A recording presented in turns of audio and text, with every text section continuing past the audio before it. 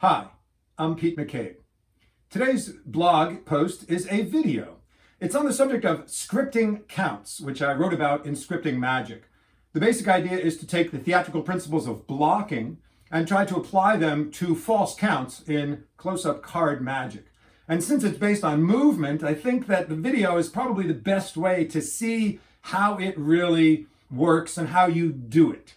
So that's what we're going to do today. We will take a look first at the Elmsley Count, a simple example of how to block a single Elmsley Count just in isolation. And then in part two, we will take a look at twisting the aces and go through the entire routine and see how many different places that we can apply these principles. I hope that at least some of them you'll be able to use in your routines. So that's the goal. But before we get started, I just want to say one thing quickly. The techniques that we're talking about, it's easy for you to see them on video, but they don't work on video. These are live, in-person attention control techniques, and they don't work for a simple reason. If I am standing next to someone and they are doing a trick and they have something in their right hand and something in their left hand, the angle from my eyes is probably like this onto their two hands in, close proximity. And so I can be looking at something here, and this is hardly even in my attention at all. But when you're watching me on video, you've got the screen over there, and my two hands, as they are, if you point at both of them, it's probably going to be like this. They're both right in the same exact place. So it is very difficult to control attention when everything is happening in a very tight space. So as you are watching this, try to extrapolate what you are seeing and how to do it, but keeping in mind that it will not be working probably for you while you're watching it. It's something that works when you're in close-up in person. That's where it really shines. So let's take a look at the Elmsley Count. Before we talk about how to block the Elmsley Count, I want to make 3 points I think that are going to be relevant when we get there. The first is that you are, in most tricks that use the Elmsley Count, you're not actually counting the cards. Certainly in twisting the aces, the number of aces is not relevant. So it's pretty important, I think, that when you're doing that, that you not actually say out loud the numbers 1, 2, 3, 4. You don't want if you say that to the audience, it sounds like that's going to be important. And you're sort of getting them to remember the number of aces. It's going to change magically or something. But that doesn't happen. So it is definitely a recipe for confusion to count the numbers 1, 2, 3, 4. Unless you're doing one of the tricks where it matters how many cards you have. The second point is that it's a display. And so if I have a card face up and I want to display one card face up in the group, this is how you would do it. And so you want to try to, if you're not going to do it that way, because you can't, you want to try to come up with some element of presentation that will justify displaying the cards one at a time. It doesn't take a lot to just sort of glide over that and keep that from becoming suspicious that you're not just doing that. The third point I want to make is that if you have the Elmsley, and when you do your Elmsley, if the cards start in your left hand and then you count them back into your left hand, kind of like this, a fair amount of magicians, their Elmsley count looks like that. And the drawback, I think, is that it is, first of all, counting from your left hand back into your left hand, I think that looks a little weird. But mostly, I think if the action is all happening right here, it's going to be very difficult to apply the principles of blocking to that action because you don't have anywhere for them to go. Blocking in the theater is basically the movement of the actors around the stage so that you can highlight the things that you want to highlight. And in the magic world, we want to also de-emphasize the things that, secret methods and things like that. Well, in twisting the aces are the actors. And so the way they move around, that is the blocking. And you can draw attention to things and minimize them. But you can't really do it if you have them all in one space like this. So let's take a look at an Elmsley Count, a basic blocking example of how we might apply some of these principles to address these points.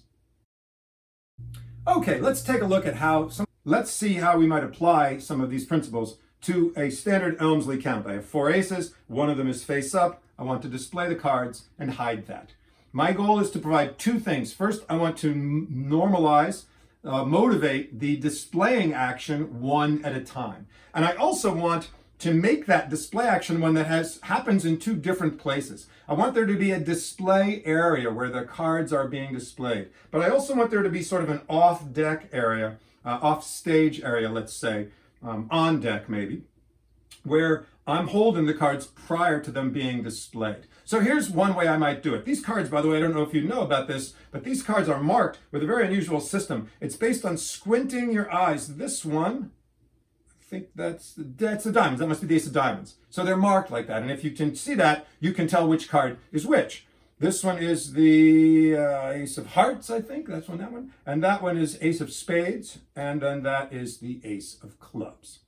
So that is a simple example, but there's two things that are worth doing. First, the presentation about the marked cards on the back. This may not work for most presentations that you're going to do. It's just a sample of something that would produce that benefit of normalizing the display of the cards one at a time. And I think that it has an additional benefit that when I show the card out, I'm really drawing attention to the fact that you are seeing the back of the card. But I don't talk about face down, face down, face down. So it is emphasized, but not directly. And I also think this idea of the juice deck and you have to squint your eyes, that's believable. It's also at least partly true for juice decks, based on what little I know about them. So it is more interesting than just, I have 4 cards, 1, 2, 3, 4. So then the first card happens, and this is the important part. This is the display area. This is where I want the audience to look. These cards here are not important. They're in the on-deck area. They're waiting to be displayed. When they're important, I'll show them to you out here in the display area. And so the first card is displayed, and now I'm going to do the move in the Elmsley Count, and when I go back to do it here, this is the display area.